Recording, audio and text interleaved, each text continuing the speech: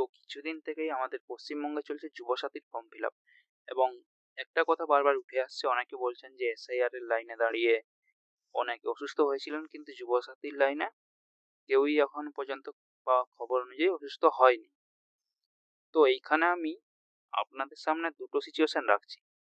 ধরুন আপনাদের মাধ্যমিক পরীক্ষা আছে, মাধ্যমিক পরীক্ষা কি জীবনের ফার্স্ট একটা বড় পরীক্ষা। তো আপনার সিট পড়েছে হচ্ছে 10 কিমি একটা দূরে, আপনার যেখানে থাকছেন তার থেকে 10 কিমি দূরে কোনো একটা সেন্টারে সিট পড়েছে। তো আপনি ঠিক করে রাখলেন যে আপনার ওই রুটে ট্রেন ব্যবস্থা ভালো, তো ট্রেনে করেই আপনি যাবেন পরীক্ষা দিতে।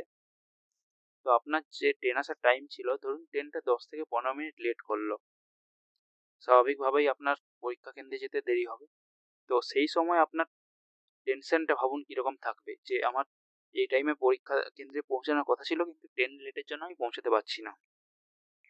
এবং আরেকটা সিচুয়েশন হচ্ছে, ধরুন আপনি কোথাও ঘুরতে যাওয়ার জন্য প্ল্যান করলেন, তো আপনার ওই ট্রেনটা 10 থেকে 15 মিনিট লেট করলো। তখন আপনার টেনশন কিরকম হবে, যে ঠিক আছে আমি ওইখানে 10 মিনিট আগে পৌঁছাতাম, কিন্তু 10 মিনিট পরে পৌঁছাবো, কোনো ব্যাপার না।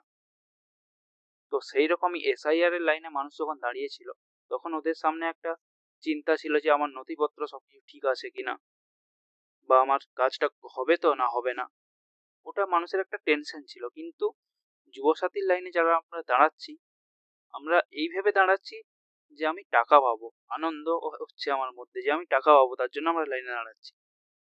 তো তার জন্যই এটা একটা সিচুয়েশন হলো। তো এখন আপনারা ভাবুন যে কেন অসুস্থ হচ্ছিল বা কেন অসুস্থ হচ্ছিল না। আর একটা জিনিস হচ্ছে, যুবসাথী কারা পাচ্ছে? 21 থেকে 40 বছরের মধ্যে, যারা কি বেশিরভাগ ইয়াংই বলা যায়, 21 থেকে 40 এজ থেকে। কিন্তু এসআইআর এর লাইনে কারা দাঁড়িয়েছিল? বৃদ্ধ থেকে শুরু করে 40 বছর সবাই দাঁড়িয়েছিল। তো এজ ফ্যাক্টরটাও একটা ফ্যাক্টর, কারণ এসআইআর এর লাইনে তারা অসুস্থ হচ্ছিল এবং এরা অসুস্থ হয়নি।